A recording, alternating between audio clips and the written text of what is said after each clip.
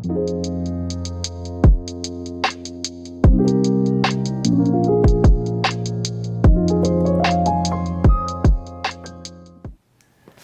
everybody, welcome back to the Pressing Matters. I'm Scott. Thank you for tuning in today and thank you for your support. Well, today I'm going to be doing another episode in my overview of the classic audiophile labels of the past, and I'm talking about the 1960s. We talked about Command in the last episodes on this series. They were tape-to-disc comparisons, but I promise that I'll get to more Command releases as time permits. But I didn't want to miss this series. It's very special. And it's called Ultra Audio from United Artists. It took a lot of cues from Command. It stole a lot of their artists too. And I think they did it one better. I was having a discussion recently with Harry Weisfeld of VPI. We were discussing some of the old labels and reminiscing about these things. And I mentioned that my parents had a copy of Steve and Edie, Two on the Aisle, in their collection. It's from this series. And I used to marvel at the cover. The cover, it was like so beautiful, like a luxury product. It was laminated with this high gloss finish, just like these are. And I was like, oh, this is so different than the other records in my parents' record collection. It must be something special. Of course, I wasn't interested in Steve and Edie for most of my life, but it's funny how things come full circle. And I used to look at the label. Oh my God, I've said this on the channel before. When you pick up a Indianapolis pressing from RCA, which these are, you can feel it right away. Right away. Rounded edge, perfect weight, gorgeous. This is the label. And I used to look at this as a child and I was like, oh my God, this looks like a special thing. Well, it is a special thing. This label took cues from Command. And you have to remember that Command records totally blew up big time with the release of Persuasive Percussion and Provocative Percussion. And all the other labels tried to jump on and capture a bit of that energy. And no one did it better than United Artists with their Ultra Audio series. From the design of the jackets.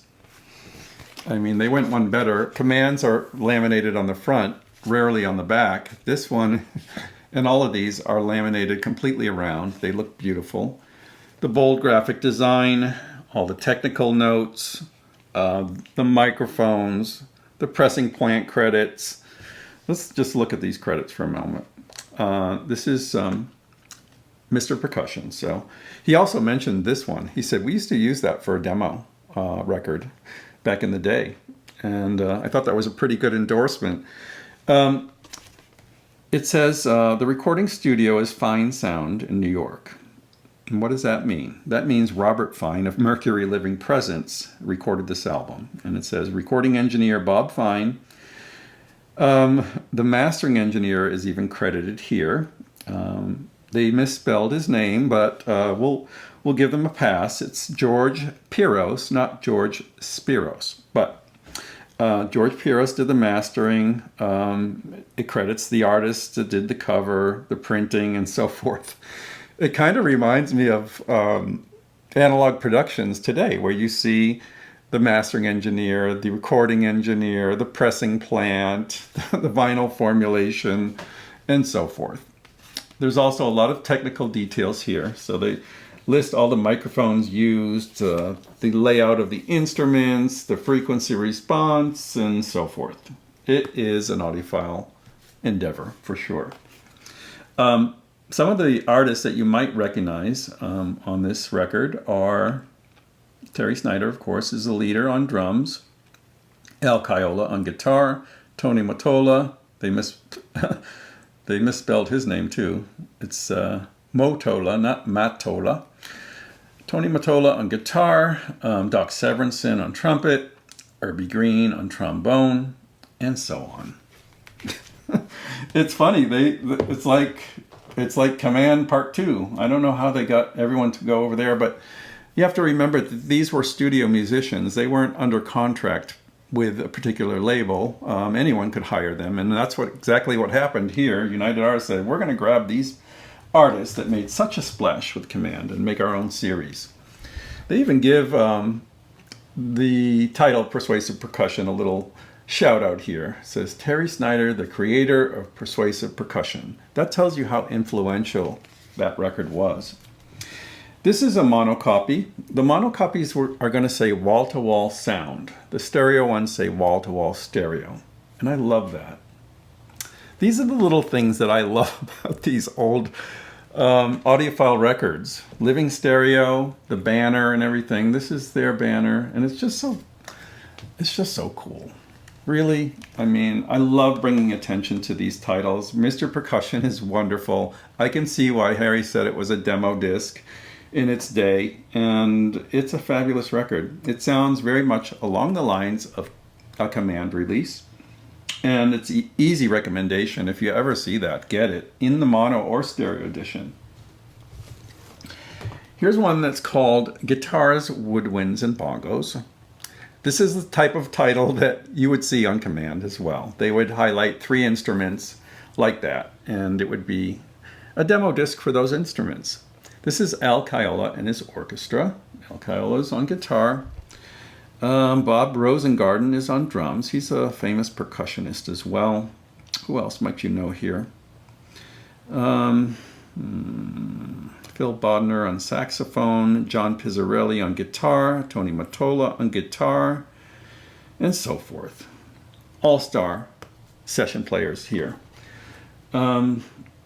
In this case, this mastering was done by Sol Kessler, and the recording engineer was Bill Stoddard. This was recorded at Bell Sound.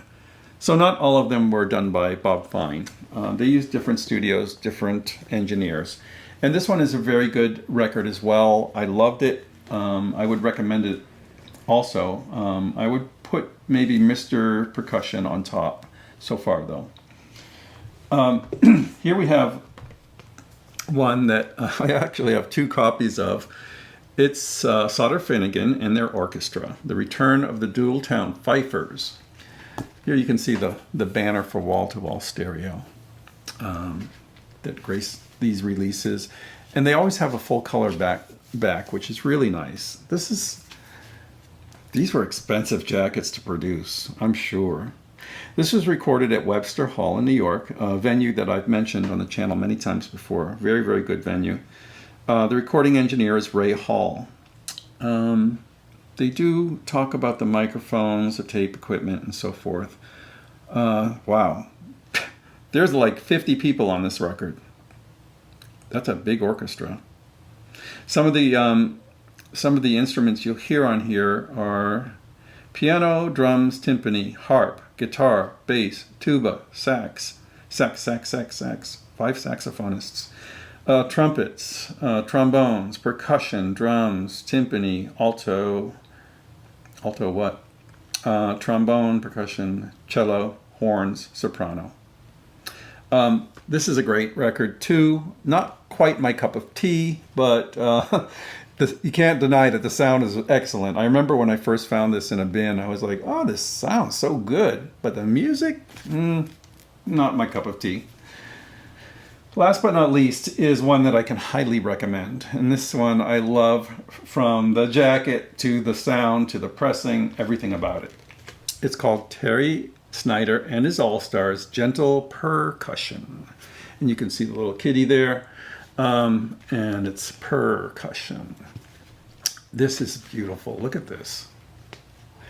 As the series went on, they dropped the bold graphic design and went for luxurious photographs like this. And this is a very special looking release. Beautiful, beautiful. I think this is a more sophisticated outing than Mr. Guitar. It's a little bit less gimmicky, and it says a new era in recorded sound. Arranged and conducted by Terry Snyder. Let's see if they list the studio here. No, actually they don't.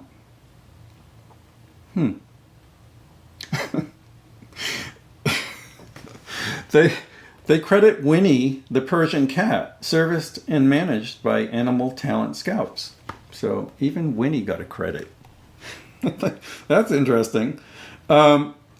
This is a great record. I can easily recommend this one. I love this one. I love anything Terry Snyder does, but you know, this series is so interesting, so well done. Just something in our history that we have to return to and look back on the beginning of the audiophile craze and the beginning of the stereo era. And these records are very special for that reason. I'll bring more of these to your attention and other labels, including Phase 4 and future videos. But until next time, I'm Scott for the Pressing Matters. Thank you so much for watching and have a great day.